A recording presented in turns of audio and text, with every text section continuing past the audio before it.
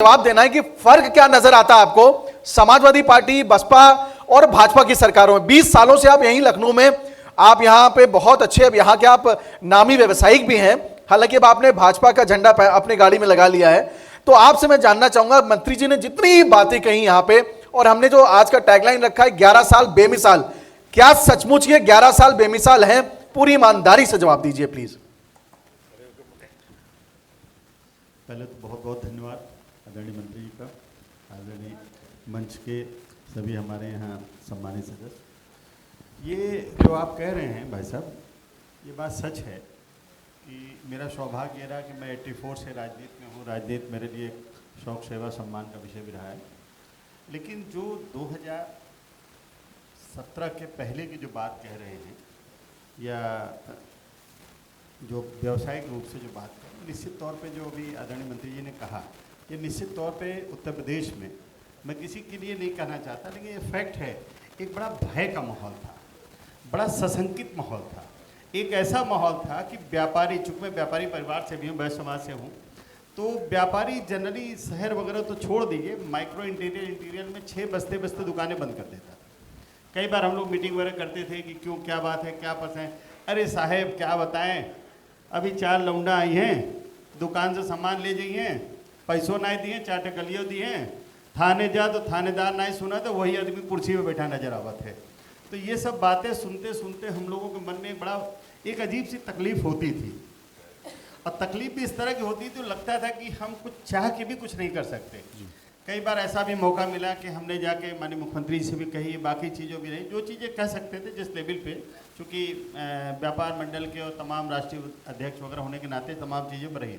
लेकिन जो बात फैक्ट है वो एक ऐसी वेदना है। लेकिन आज अभी बड़ी छोटी सी बात बताए, घटना है, अभी ज़्यादा नहीं, 10 दिन 8 दिन पुरानी बात है। हमारे कंपनी कार्यालय में कुछ लोग आए थे, तो जीएम साहब से बातचीत कर रहे थे, थोड़ा सा loose talk hot talk type से बातें किया, तो हमारे कान में बात पड़ी।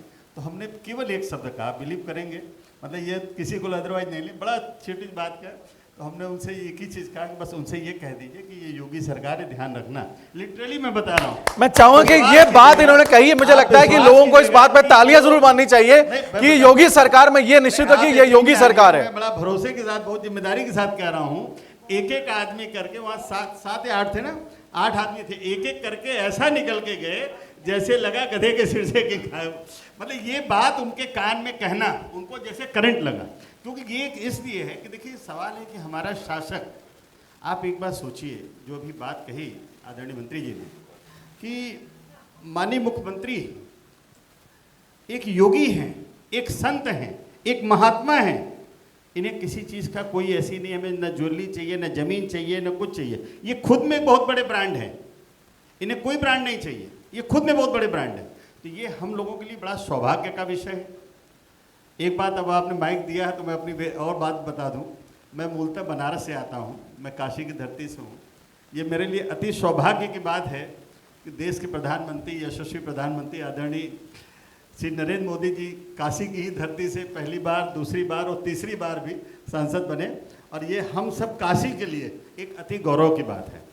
आपको मैं बताऊं, बीच में एक बहुत लहर चल गई थी, हालांकि आदरणीय प्रधानमंत्री जी ने उसको मना भी किया था कि हर हर मोदी, घर घर मोदी। तो वहाँ एक लोगों में इतनी आस्था है, मतलब आप समझिए कि हर आदमी, चाहे छोटा बच्चा हो। अभी मैं बताऊं, मेरी पोती 3 साल की है, और मैं गया था वैष्णो देवी दर्शन के लिए, तो पेट्रोल पंप या क्या था, वहाँ एक बड़ा सा बोर्ड लगा था जिसमें आदरणीय प्रधानमंत्री जी की फोटो थी।